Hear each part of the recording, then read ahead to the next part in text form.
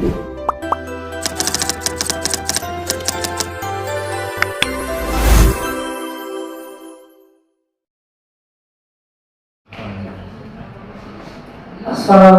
warahmatullahi wabarakatuh. Alhamdulillah wassalatu wassalamu ala Rasulillah wa ala alihi wa sahbihi wa mawalah. La haula wa la quwwata illa billah, amma ba'd. Yang terhormat Bapak Kepala SMP Negeri Mandemat, Bapak Ibu guru yang kami hormati, alhamdulillah wa syukurillah, marilah senantiasa kita memanjatkan rasa syukur kepada Allah Subhanahu wa taala atas limpahan rahmatnya sehingga sampai saat ini kita dapat melaksanakan aktivitas dengan sebaik-baiknya. Salawat salam senantiasa kita aturkan kepada junjungan kita Rasulullah Muhammad sallallahu alaihi wasallam.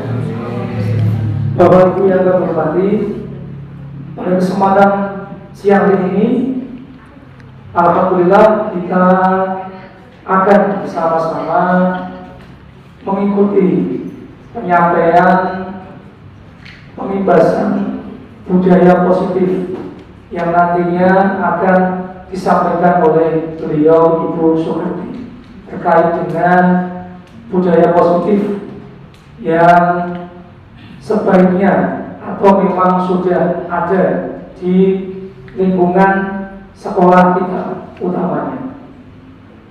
Adapun kegiatan ini nanti akan diawali dengan pengarahan atau sekedar sambutan yang akan disampaikan oleh beliau Bapak Kepala Sekolah terkait dengan kegiatan yang dilaksanakan oleh beliau Ibu Sukarti, yakni terkait dengan pembahasan budaya positif. Bapak Ibu yang kami hormati, marilah kita awali kegiatan siang hari ini dengan bersama-sama membaca basmalah. Bismillahirrahmanirrahim. Selanjutnya kami mohonkan kepada Bapak Kepala Sekolah untuk berkenan memberikan sambutan mengawali pelaksanaan pembahasan budaya positif pada siang hari ini. Kepada beliau Bapak Haji Sukabowo kami persilakan.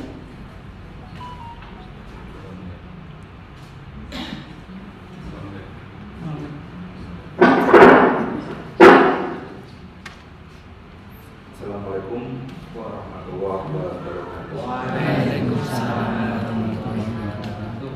Yang saya hormati para sepuh SMP Mandemat, Bapak Ibu guru, karyawan TU, lebih lagi yang saya hormati Pak Siva yang kebetulan maju daerah ini, dan juga Bu Sukarti.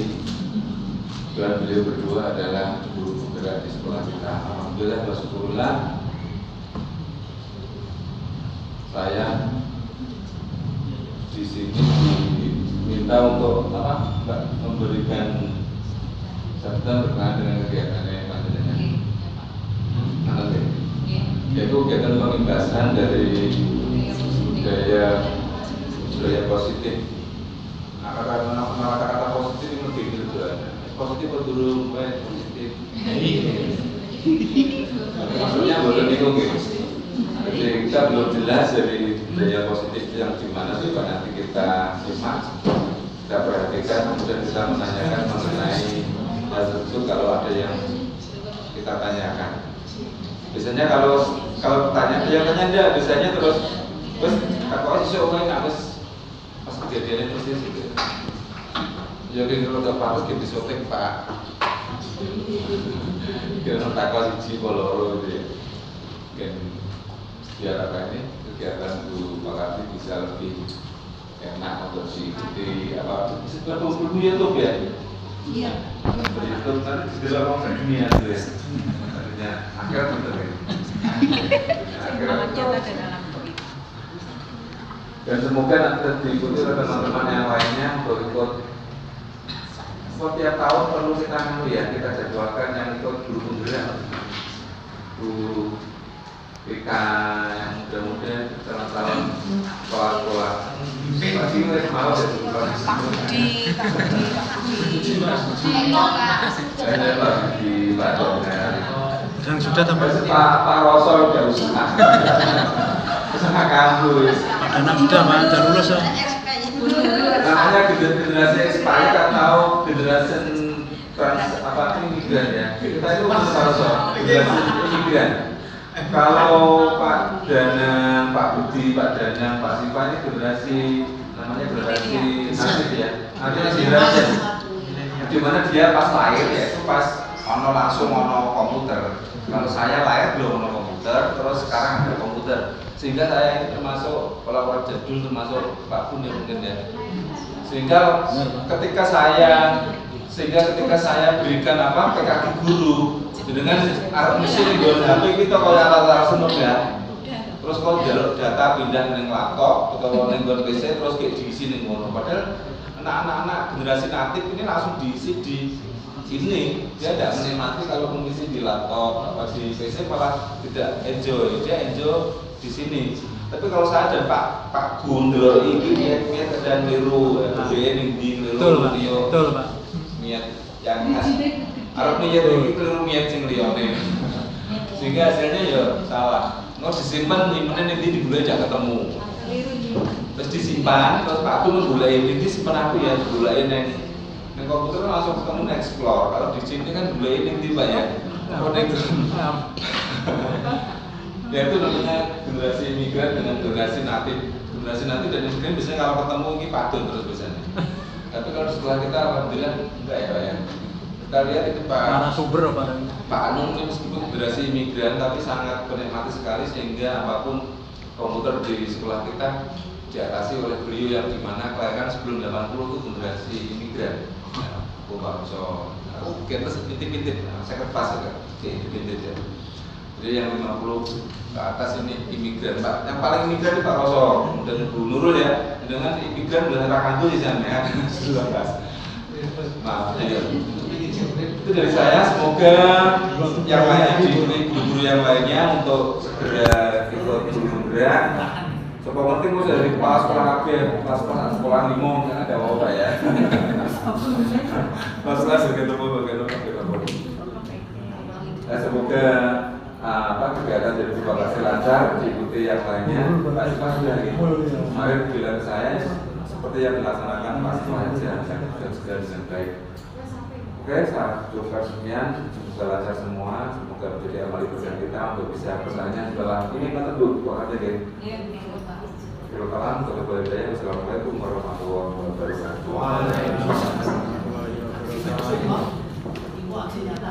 Pada beliau Bapak Haji kami aturkan terima kasih. Bapak Ibu yang kami hormati, tibalah saatnya untuk kita bersama-sama menyimak penyampaian pengimbasan tentang budaya positif yang akan disampaikan oleh beliau Ibu Suparti. Kepada beliau kami persilakan.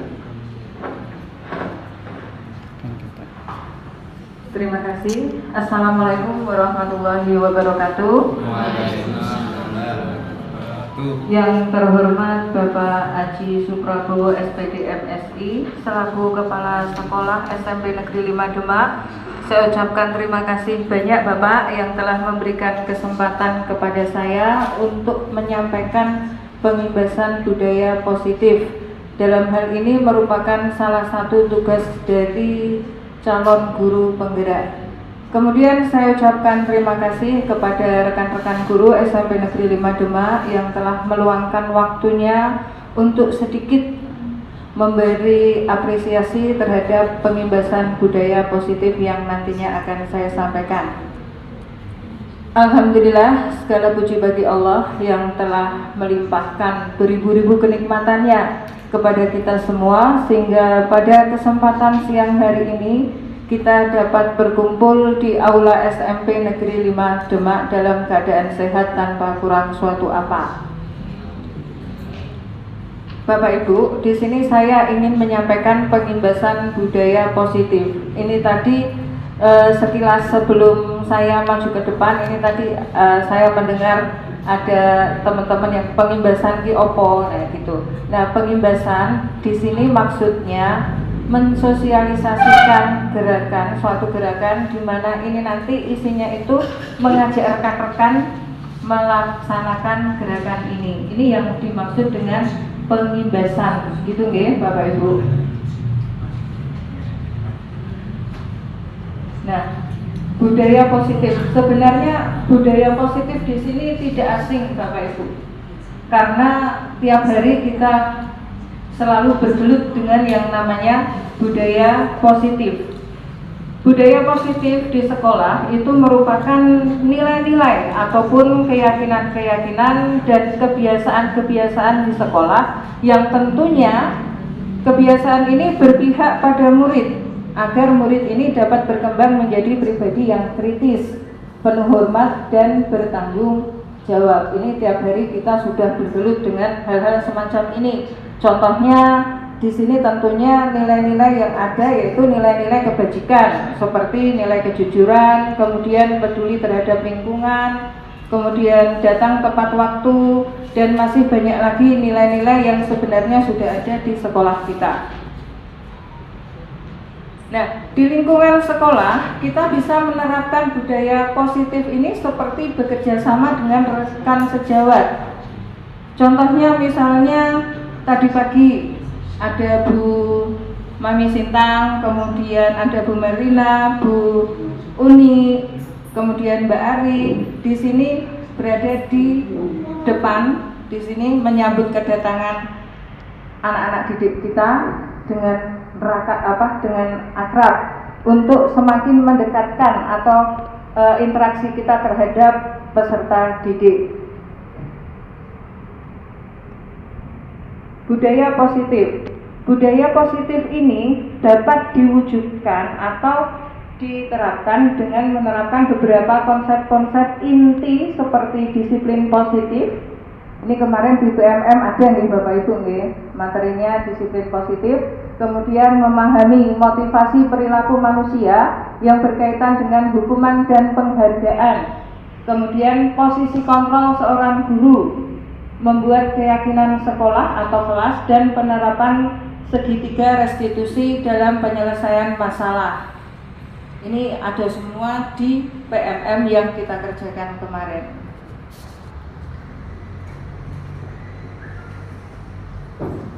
Nah, disiplin positif. Apa itu disiplin positif? Yang dimaksud dengan disiplin positif di sini, disiplin yang berasal dari dalam diri kita sendiri, yang disebabkan karena kita mempunyai rasa tanggung jawab dari dalam diri untuk melaksanakan tindakan sesuai dengan hati nurani, tanpa paksaan ataupun karena ingin dihargai oleh siapapun.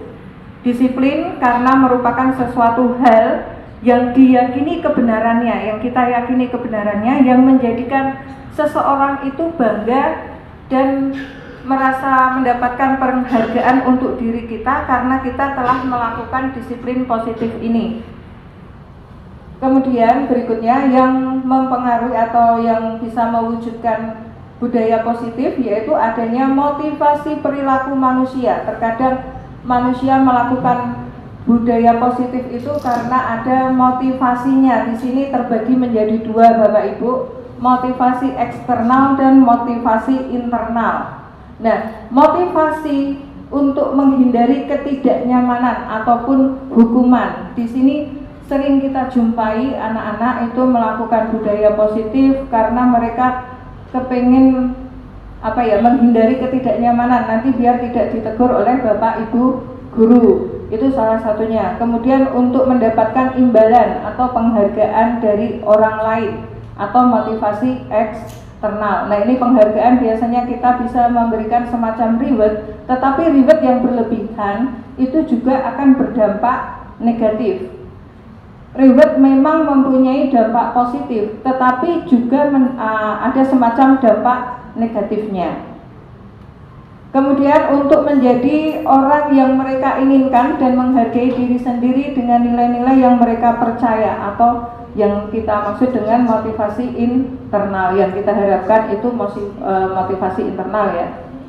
Kemudian sebaiknya kita menghindari yang namanya hukuman atau pemberian penghargaan yang berlebihan untuk meminimalisir motivasi eksternal dalam diri peserta didik. Terkadang kita kan memberikan reward. Nah, ini sebaiknya kita meminimalisir reward itu, jangan terlalu berlebihan. Kemudian budaya positif berikutnya ini bisa terwujud karena adanya 5 kebutuhan dasar manusia. 5 kebutuhan dasar manusia ini seperti halnya bertahan hidup. Bertahan hidup dalam hal apa? Contohnya makan, minum. Seandainya Bapak Ibu kebutuhan bertahan hidup ini tidak terpenuhi, tentunya akan terjadi yang namanya apa? Pelanggaran. Kemudian kebutuhan kasih sayang. Ini kita sering menjumpai anak didik kita ya Bapak Ibu, di mana ibunya menjadi TKW, kemudian bapaknya di sini malah apa? Nah, sakarepe dhewe dan lain-lain, sehingga kemudian si anak didik ini apa ikut dengan embahnya sudah sepuh, tidak mau tahu apa, sehingga kebutuhan kasih sayang ini tidak terpenuhi. Kemudian kebutuhan kebebasan, ini kebebasan dalam hal apa? Kebebasan dalam pembelajaran yang bervariasi Bapak Ibu di sini. Jadi kita sebagai guru sebaiknya itu bisa membuat variasi. Nah, variasi ini tentunya yang bisa menyenangkan anak didik kita. Itu nanti berkaitan dengan kesenangan. Selama pembelajaran itu kita kemas dengan menyenangkan, saya rasa anak didik akan enjoy, akan nyaman dengan pembelajaran yang kita berikan.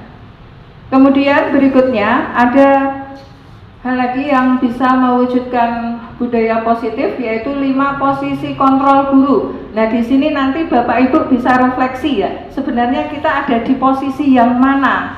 Di sini yang pertama Bapak Ibu bisa, nih ada seorang Pak Guru yang membawa tongkat, kemudian di hadapannya ada 2 orang peserta didik dengan menunduk. Bisa menggambarkan ya ini ya.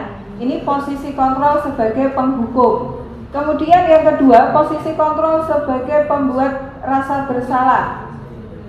Nah, ini sambil menunjuk-nunjuk kemudian melotot dengan, tetapi bedanya ini dengan suasana yang hening.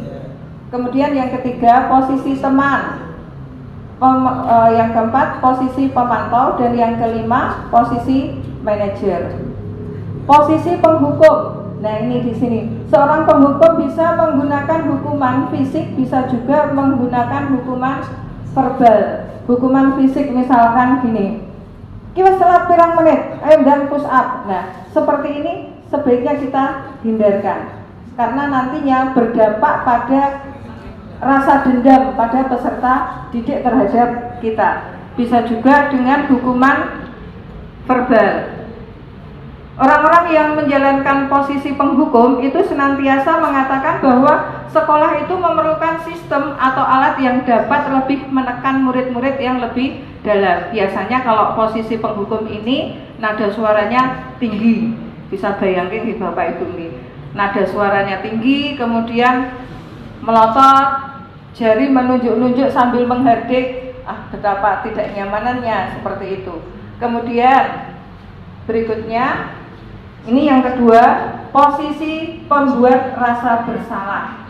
Posisi kontrol pembuat merasa bersalah di sini biasanya guru itu akan bersuara lebih lembut.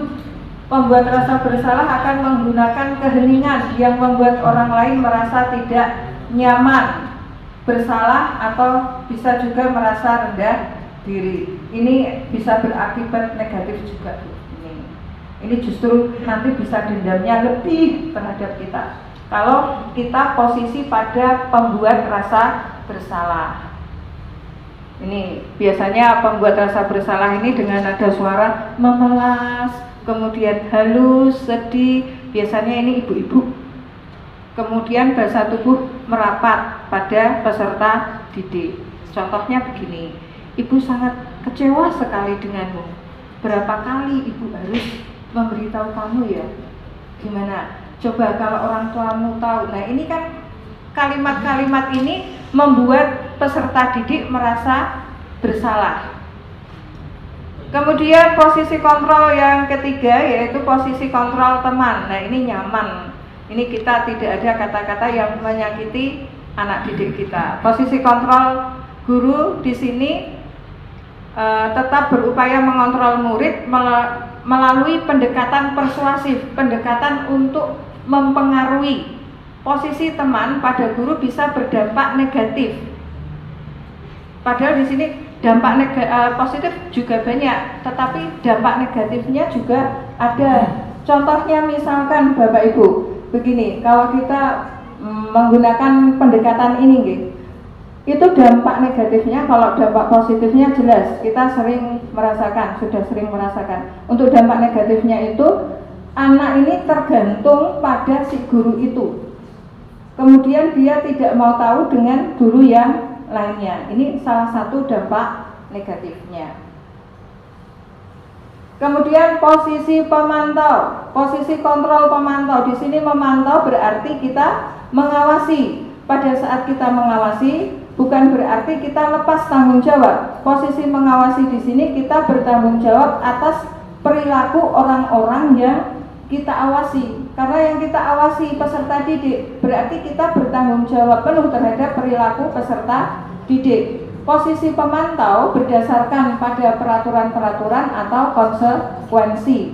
Dengan menggunakan sanksi, kita dapat memisahkan hubungan pribadi kita dengan murid sebagai seseorang yang menjalankan posisi pemantau. Ini enak Ibu, ini enjoy. Tetapi yang paling, nah ini contoh posisi kontrol guru sebagai pemantau. Ini seperti ini, ada contohnya kasus. Adi, tahukah kamu jam berapa kita mulai? Tahu Pak. Kamu terlambat 15 menit. Kamu tahu konsekuensi yang harus dilakukan jika terlambat? Paham Pak. Saya harus tinggal kelas pada jam istirahat nanti dan mengerjakan tugas ketertinggalan saya. Ya, benar. Nanti pada saat jam istirahat, kamu harus tinggal di kelas untuk menyelesaikan tugas yang tertinggal tadi. Saya tunggu. Nah, di sini konsekuensi logis dari penerapan kontrol. Jangan salah. Penerapan posisi kontrol pemantau adalah murid memahami konsekuensi yang harus dijalankan karena telah melanggar salah satu peraturan sekolah. Tentunya peraturan ini merupakan keyakinan kelas atau keyakinan sekolah. Keyakinan itu semacam kesepakatan yang dibuat, yang disusun itu berdasarkan dari usulan atau dari usulan dari siswa, semua warga sekolah. Itu kalau peraturan sekolah atau keyakinan sekolah. Guru tidak menunjukkan suatu emosi yang berlebihan. Dalam posisi kontrol ini, guru tidak menunjukkan emosi yang berlebihan, menjadi marah atau membuat merasa berbuat salah. Murid tetap dibuat tidak nyaman, tetapi dalam hal ini murid tetap dibuat tidak nyaman, yaitu dengan harus tinggal di kelas pada waktu jam istirahat dan juga mengerjakan tugas. Dalam hal ini guru tetap harus memantau murid pada saat mengerjakan tugas di jam istirahat karena tidak bisa ditinggal seorang diri. Nah, ini posisi pemantau. Kemudian yang terakhir, posisi manajer. Posisi kontrol manajer, di sini posisi kontrol yang terakhir yaitu posisi di mana guru berbuat sesuatu bersama dengan murid. Mempersilahkan murid mempertanggungjawabkan perilakunya, mendukung murid agar dapat menemukan solusi. Jadi yang menemukan solusi atas permasalahannya itu ya murid sendiri. Dalam hal ini guru memfasilitasi atau mendukung sehingga murid ini menemukan solusi dari permasalahannya. Seorang manajer telah memiliki keterampilan di posisi teman maupun pemantau. Nah, di sini posisi manajer itu yang seperti apa? Ternyata penggabungan antara posisi guru sebagai teman dan juga posisi guru sebagai pemantau. Ada kalanya kita memposisikan sebagai teman, tetapi ada kalanya kita memposisikan sebagai pemantau. Kita gabung Bapak Ibu. Di manajer, murid diajak untuk menganalisis kebutuhannya maupun kebutuhan orang lain. Di sini penekanan bukan pada kemampuan membuat konsekuensi, namun dapat berkolaborasi dengan murid bagaimana memperbaiki kesalahan yang ada. Kemudian ciri khas posisi kontrol manajer di sini paling enak ini, paling nyaman tapi juga paling berat, yaitu dengan ada suara tulus ini. Kemudian bahasa tubuh tidak kaku, mendekat ke murid, ini bahasa tubuh ya. Kemudian ini ada contoh kasus. Nah, apakah kamu mengetahui jam berapa sekolah dimulai? Tahu Pak, jam 7. Ya, jadi kamu terlambat, kira-kira bagaimana kamu akan memperbaiki masalah ini? Saya bisa menanyakan teman saya Pak, untuk mengejar tugas yang tertinggal. Baik, itu bisa dilakukan. Apakah besok akan ada masalah untuk kamu agar bisa hadir tepat waktu ke sekolah? Tidak Pak, saya bisa hadir tepat waktu. Baik, saya hargai usahamu untuk memperbaiki diri. Di posisi manajer ini, guru itu di sini hanya sebagai pendorong. Siswa atau peserta didik itu sudah mengetahui konsekuensi atau keyakinan-keyakinan yang dibuat di dalam kelas, dan si anak sendiri sudah tahu kesalahannya, tinggal kita tanya bagaimana solusinya, dan diharapkan solusi itu juga berasal dari peserta didik. Kemudian hal yang bisa mewujudkan budaya positif berikutnya yaitu keyakinan kelas. Keyakinan kelas itu merupakan sebuah ketepatan atau aturan kelas yang telah disepakati dan telah dijelaskan bersama apa dampak yang akan diterima jika kesepakatan tersebut dilanggar. Di sini biasanya sebaiknya kita sebagai guru itu ketika awal pembelajaran membuat keyakinan kelas. Keyakinan di sini guru hanya memfasilitasi di mana peraturan-peraturan itu muncul dari siswa itu sendiri. Contohnya misalkan guru menyampaikan atau melontarkan pertanyaan. Coba anak-anak, ketika kita pelajaran, sekarang kita buat keyakinan kelas terlebih dahulu. Hal apa yang membuat pembelajaran kita dapat berjalan lancar dan nyaman? Nah, di situ pasti anak-anak nanti akan muncul ide-ide. Contohnya kemarin ada kasus, misalkan gini, izin ke belakang. Ternyata izin ke belakangnya saya tanya bukan ke belakang, ke belakangnya benar ke belakang, tetapi ke belakangnya ke kantin. Ya, seperti itu. Nah, ini ketika ada kesepakatan atau keyakinan kelas, anak nanti akan tahu sendiri konsekuensinya seperti apa. Tinggal kita kembalikan pada si anak. Di sini guru berperan dalam mewujudkan terbentuknya keyakinan kelas. Kemudian hal lagi yang bisa mendukung terwujudnya budaya positif yaitu segitiga restitusi. Ini kemarin di PMM ada nggih segitiga restitusi. Nah, segitiga restitusi ini kita menyelesaikan masalah. Cara kita menyelesaikan masalah, contohnya anak karena peraturan kita atau keyakinan kelas kita seragam dimasukkan, tetapi si anak bajunya dikeluarkan. Ini tiap hari kita ketemu, ya kan? Ketemu dengan kasus seperti ini. Nah, kita panggil saja si anak, kita panggil, kemudian kita sampaikan beberapa kalimat di mana si anak ini menyadari apa yang ia lakukan atau kesalahan yang ia lakukan. Kemudian ada enggak cara lain untuk memperbaiki? Ada. Nah, terus jadi kita hanya mendukung saja. Kemudian solusinya itu nanti anak dari solusi itu dari. Assalamualaikum Mbak Tika. Waalaikumsalam warahmatullahi wabarakatuh. Gimana kabarnya Mbak Tika? Alhamdulillah baik. Sehat? Iya. Ya, nah gini, maaf ya, ini kan jam istirahat, tapi jam istirahat Mbak Tika saya panggil, Ibu panggil ke sini. Nah, kira-kira Mbak Tika tahu nggak kesalahannya apa? Kenapa Bu Karti panggil? Nggak tahu Bu. Nggak tahu. Benar tidak tahu? Benar. Benar tidak tahu Benar. atau pura-pura tidak merasa? Benar tidak tahu. Oke, kalau benar tidak tahu sekarang gini. Awal pelajaran dulu, awal tahun pelajaran kan kita buat keyakinan kelas ya. Iya Bu. Ya, nah sekarang tolong diingat, Mbak Tika apakah sudah melakukan keyakinan kelas itu tadi semuanya sudah dilaksanakan? Belum. Coba apa yang belum? Melaksanakan piket. Itulah sesuai jadwal. Nah, itu pelanggaran bukan? Pelanggaran. Nah, tahu sekarang kenapa dipanggil ke sini? Tahu.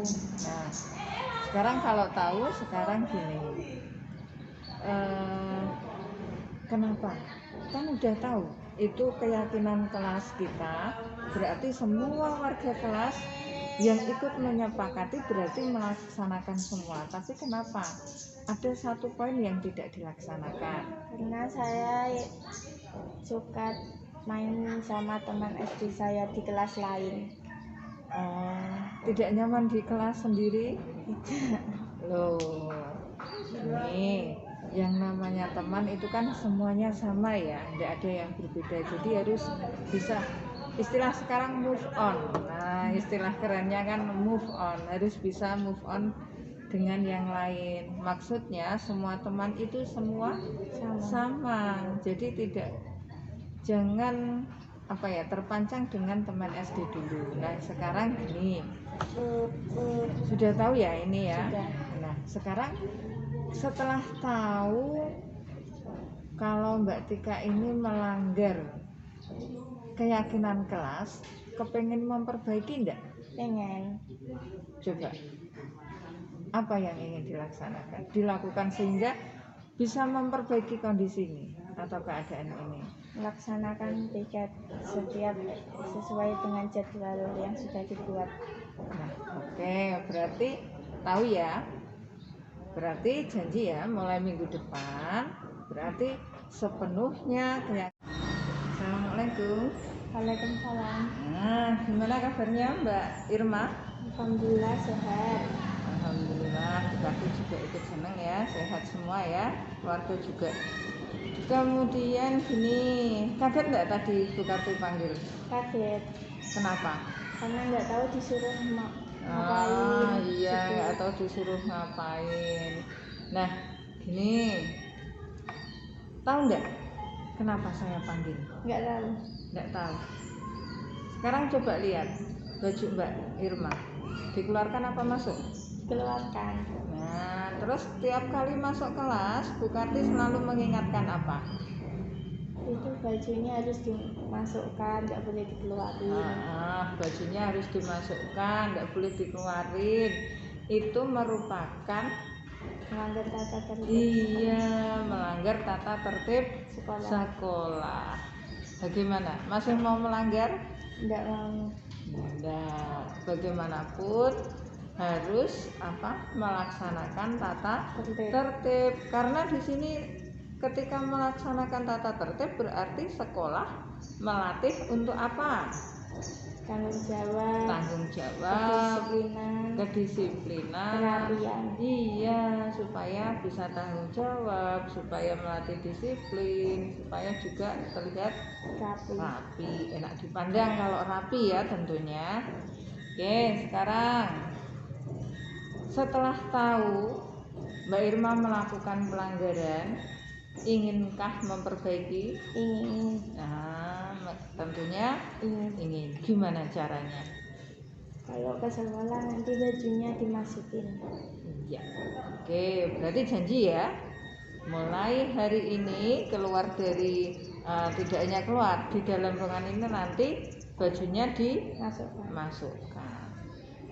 Dan harus bertahan, dimasukkan terus, jangan hanya karena ada bapak atau ibu guru baju baru dimasukkan. Apalagi gini, kebanyakan kalau Bu Karti amati tidak dimasukkan, justru hanya dilipat aja. ya kan? Iya. Nah, jangan seperti itu. Tadi sudah janji mulai hari ini baju Masuk. dimasukkan. Oke, nanti habis ini silahkan kembali ke kelas. Gitu ya. Silahkan kembali ke Terima kelas. kasih Bu. Ya. Assalamualaikum. Waalaikumsalam.